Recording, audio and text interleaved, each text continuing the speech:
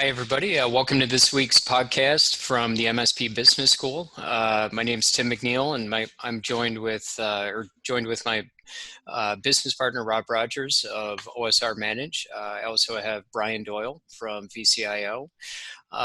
This week we're switching it up a little bit, and we're bringing in a guest. Today we actually have Craig Skevington from Steadfast IT. Craig is somebody that Rob and I know quite well. I've worked with him a couple times in the past, based out of Saratoga, New York. And just wanted to, first off, thank you for coming on today, Craig. And if you could just give us a little background about Steadfast, just about you, and we'll kind of kick things off from there. Okay. My background, I've got a technical background, have been running my own companies since probably, 6-7 years after I graduated out of college, and have been in a number of different industries. First company built software systems to run factories. From manufacturing, I went into the healthcare industry and built a company there that not only provided software for them, but primarily provided services. We become an extension to the front office of a physician's practice. And that company is actually still going today. We're servicing about 1,100 different physicians that way right now. Jeez. But the primary business that we're really trying to grow right now is Steadfast. Steadfast was started quite a while ago, but about 3 years ago now, maybe 3.5 years ago, we reinvented it. Really wanted to spin it out and start growing this thing and becoming a real factor in the market. And so that's when the name Steadfast came about. We really repositioned ourselves based on responsiveness. We've put the various services together. We have a data center. We offer our own telephony services, our IT support, the cloud services, all of that kind of stuff. So we can really become now a technology partner for any of our customers. And it's been growing well. We've been started focused in the capital region here in the Saratoga, Albany area, but have over the last year and a half branched out into a specialty of managing technology for companies that operate out of many different offices, geographically diverse offices, which has its own particular niche, its own particular needs. Security is a different ball game when you have so many different offices. We work with some companies that at any point in time, 60 to 70% of their employees are out of the office. That's a whole different thing going on. And what actually helped us, because of that focus, we felt that our market was maybe 10 to 20% of the companies out there, but that this was a trend that was going to continue because more and more, work at home and work out of diverse locations, remote employees, it's just going to become more and more prevalent. And we actually had the luck, if you can call it luck, associated with this pandemic, we went from thinking of 20% of the market as our target to within 3 weeks, it became 100%. Yeah, Wow. No kidding, right? So we compressed about 5 years of evolution into about 3 weeks.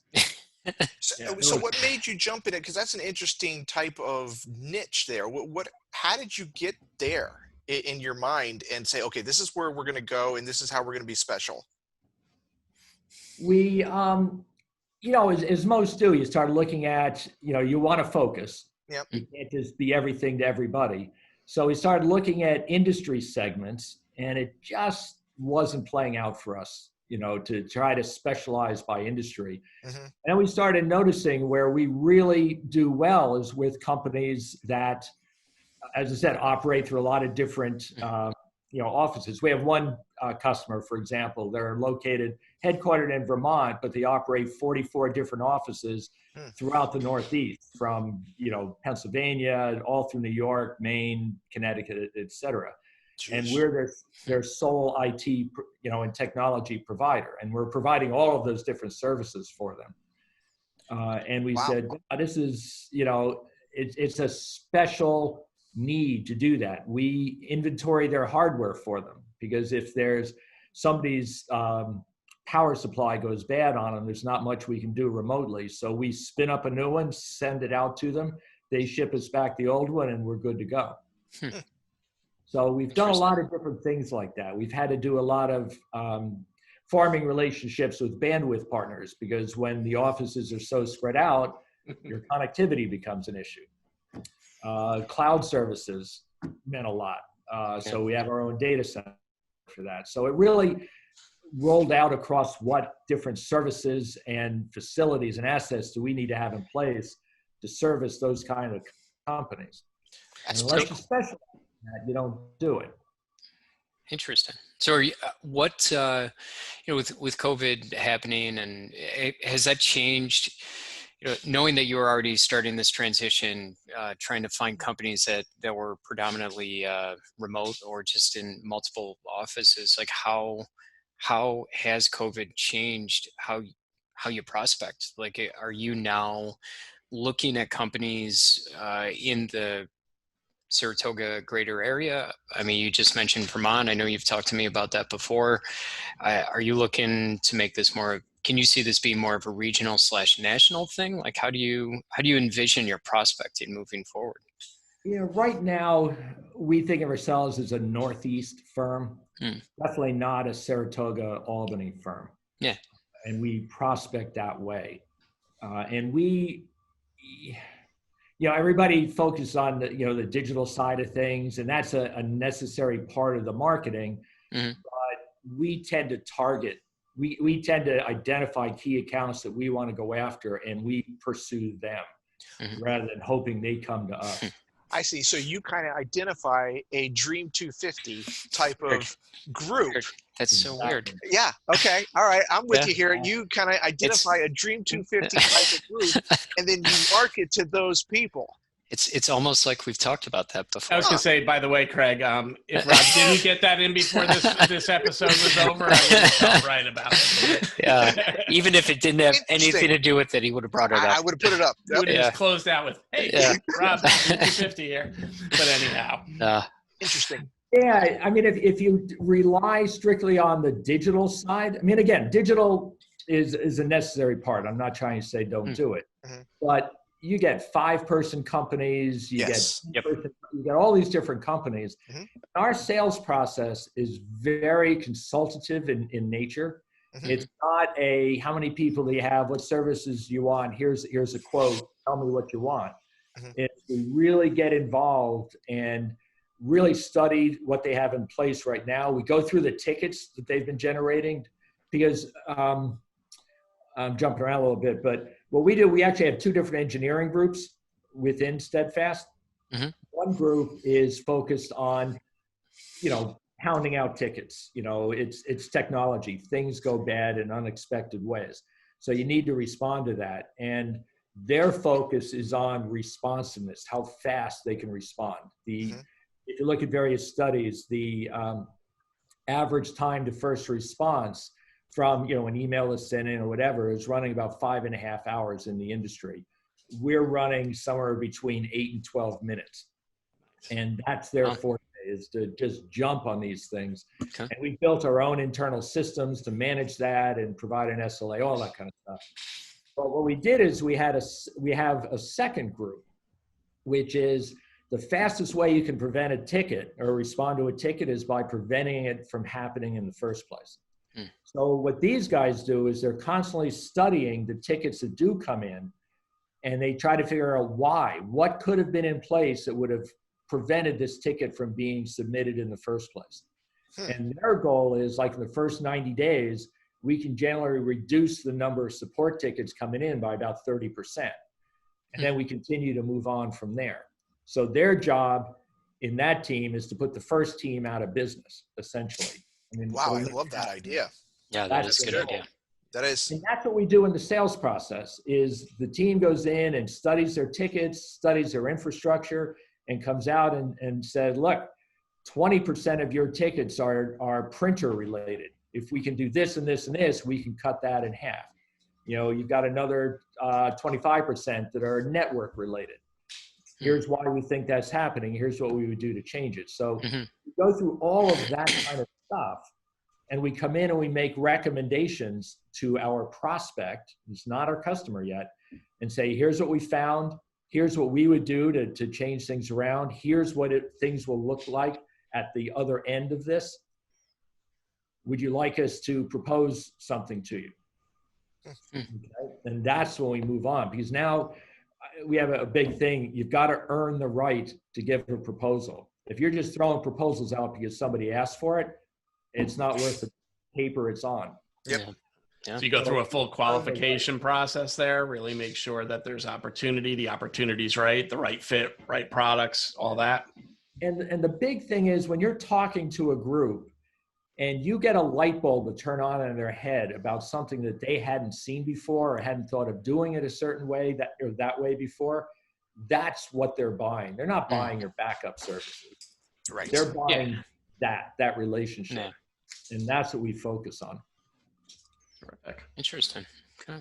So I got a question before we jump on. So you said that the industry average was 5.5 hours and yours is 8 minutes. Is that live answer 8 minutes? Like if that comes in and boom, you're on it like within 8 minutes is like your goal? Yeah. Yeah. What we do is most MSPs, if I have that liberty to say, we'll talk about things of, you have first level support, second level support, third level support. That concept is meaningless to us. If I've got, an entry-level engineer who's an outright expert on Office 365, and we have an Office 365 ticket that comes in, is he first level, second level, or third level support? I don't know. I don't care. He's my go-to guy for Office 365, and maybe nothing else. So we route everything by skills. That's number one. We don't just do it based on capacity. So that's one thing we do. So everybody that's there has various skills. And what we do is we've modeled ourselves after first responders. Think of an emergency room, okay? You're going into an emergency room, you think you're having a heart attack, and they go, well, let's have you talk to first level support and see if they can. You go, well, you're beyond my pay grade, so let me bump you over to second level support. And if you happen to still be alive, they'll finally get you to the cardiologist. Right. Yeah. Right. So what we do is we've modeled ourselves after that concept. When your ticket comes in, we immediately triage it. We try to figure out what is the real problem, because we find that most of our users are pretty terrible at telling us what the problem is. They'll say, hey, it made a burping sound and it turned purple, but right. Yeah. So we try to figure out what is the real problem, what are the skills needed to address that problem, and what is the priority of the problem from the perspective of the end user, not from our perspective.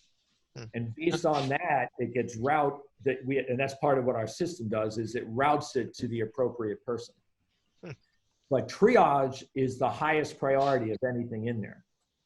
So when I shouldn't say that. There's one other level of priority. We call it an OMG priority, which is like a server down or something like that. But other than that, somebody calling in for help or an email that comes in or whatever, triaging it is the highest priority, because until we do that, we don't know who to give this to fix it. Mm-hmm. Okay. Is OMG a homegrown term for oh my God? I thought I read that in a manual.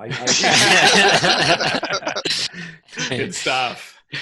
Hey, I had a quick question for you, Craig, regarding, you were talking a little bit about hosting and you've got your own data centers. So obviously I would have to assume centralizing the infrastructure is really a key component if you're going after customers that are remote workforce. Exactly. Are you building private clouds within your own data center? Are you leveraging public resources like AWS and Azure? Is it a hybrid?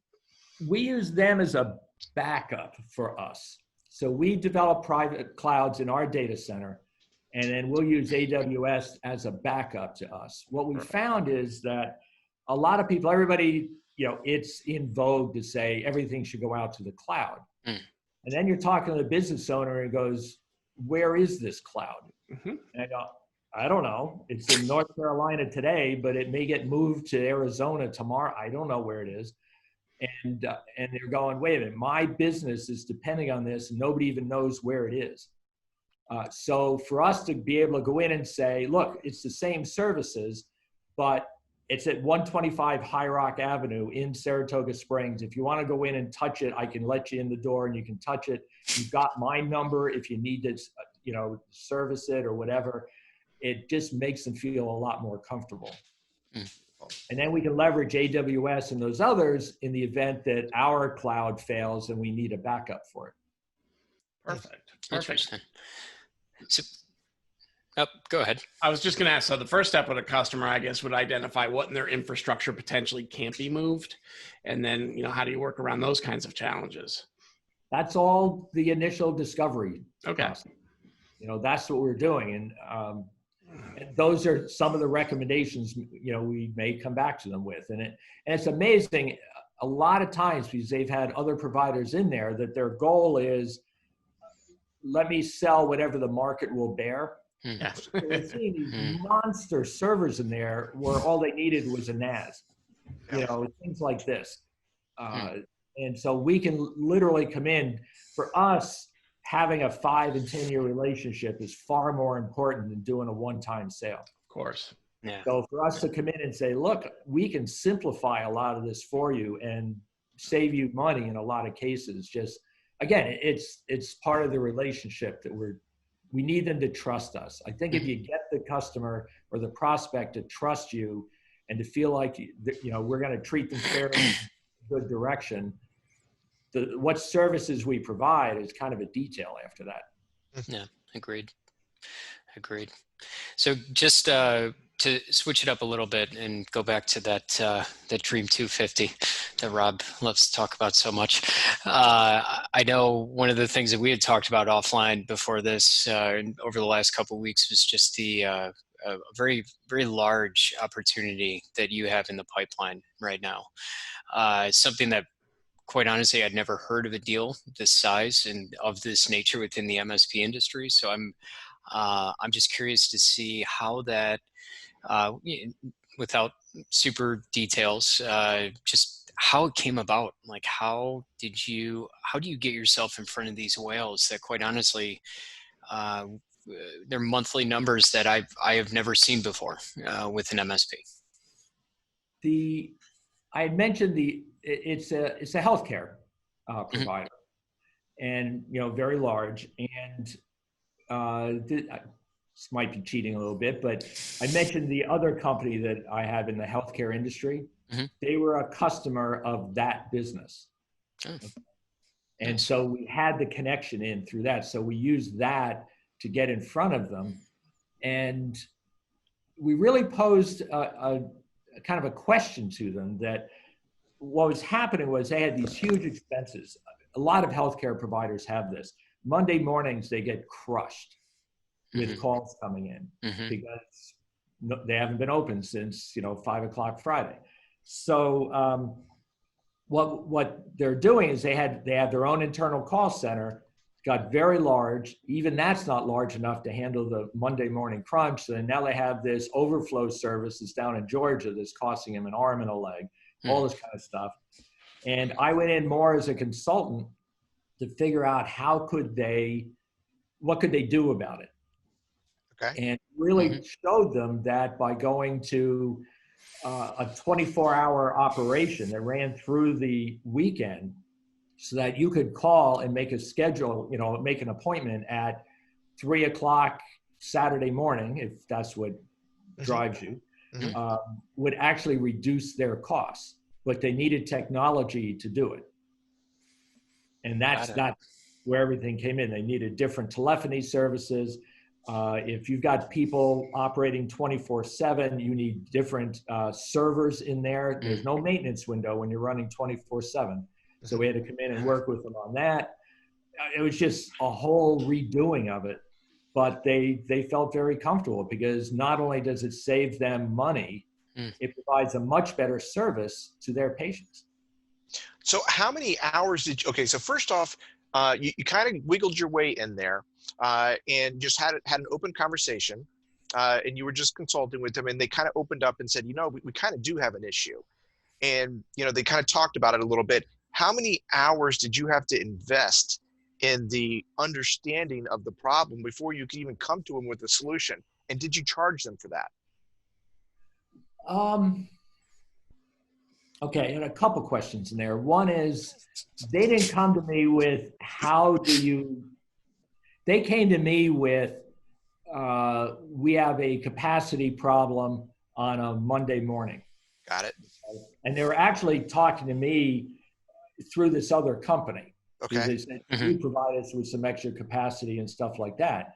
So I went back to them after looking through it some and all and said, what if I could make it so that you didn't need any extra capacity?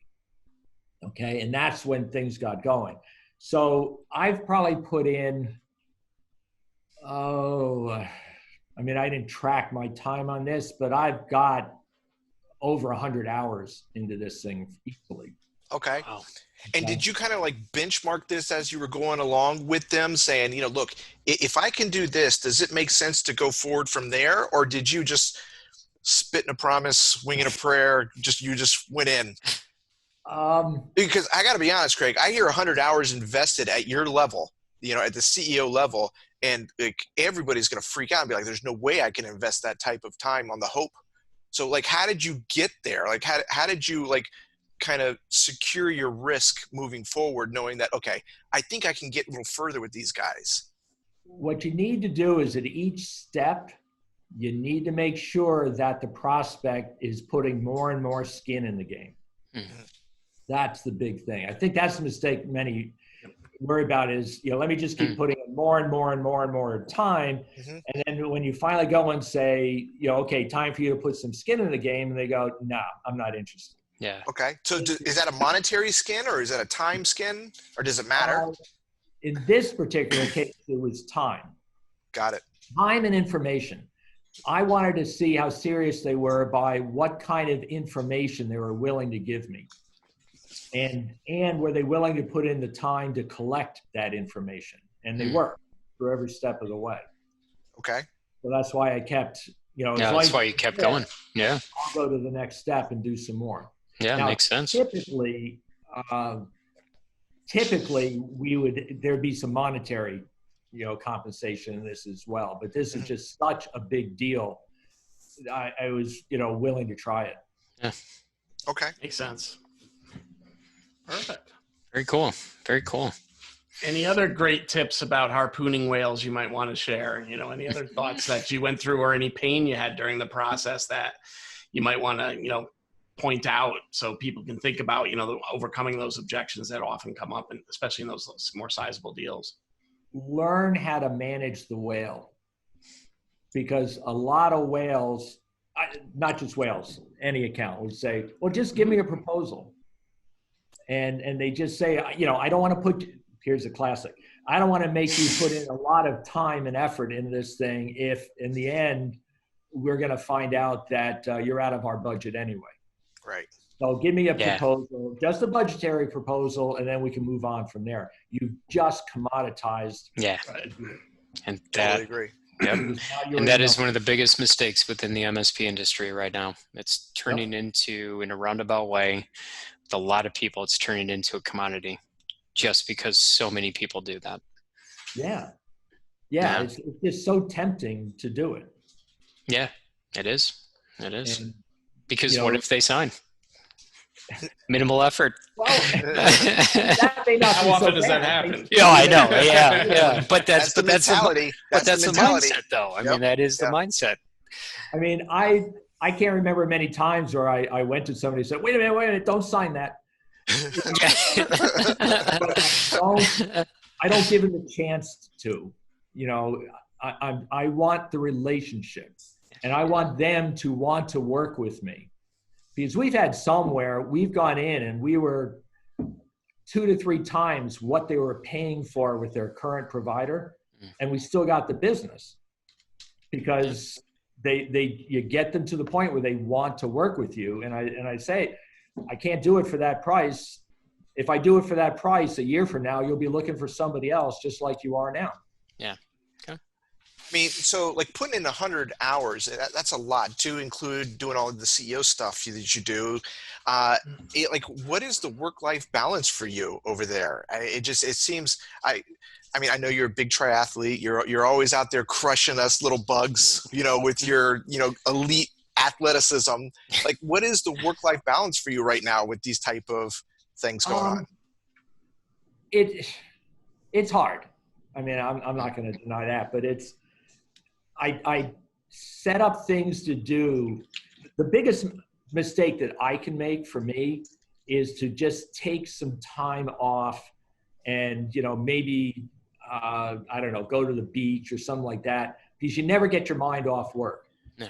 So let's look at it maybe a little differently. How do you turn off your mind at the end of the day? How do you get yourself present with the folks back at home, as they say? Because that's certainly something I struggled with for a long time in my career. So we're always interested in how people kind of turn it off and what they do to turn it off. I do things that make me turn it off. My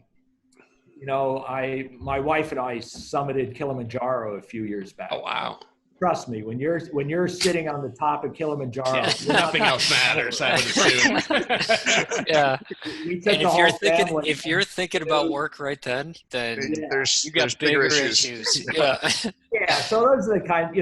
We took the family. We went canoeing the length of the rainforest in Belize on one of the rivers in there. Again, nobody can get a hold of me. I mean, Rome could be burning, and I'd be happily, unaware of it.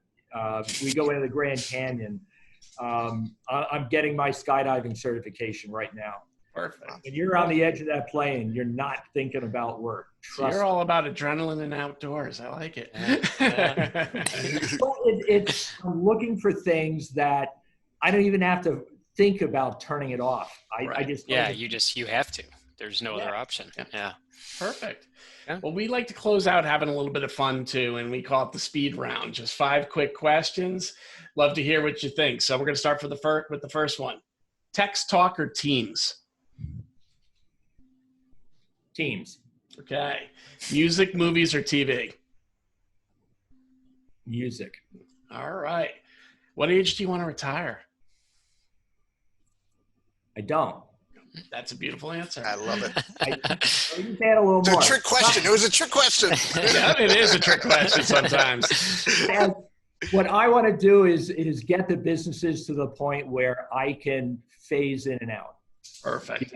I would love to do something on Everest. That takes a month. I can't do that right now, but those kinds of things. So if I can bring in a lot more other activities, then I'll keep spending the other parts of my time helping with the business. Perfect. Cool. Next one's Mac or Windows? Windows. All right. And if you could do anything outside of tech, what would it be? Anything. You're talking from a business perspective? Yeah, I would say we're definitely talking from a business perspective. I mean, although feel free to share what you'd like to do on a personal level. That could be interesting too. From a business level, I think at a business level, I would like to get involved with other people trying to build their business. Perfect. I think I would really enjoy that. All right. Deal. All right. Well, Craig, I want to thank you for coming on today. It was fun to have you on, and good to see you again. Absolutely. And we'd definitely love to have you on again in the future. So the man, the myth. Yeah. I think that'll wrap out today's podcast from MSP Business School, and we look forward to seeing everybody again next week. Thanks, Craig. All right. Take care. Enjoyed it. Thank you. Thanks.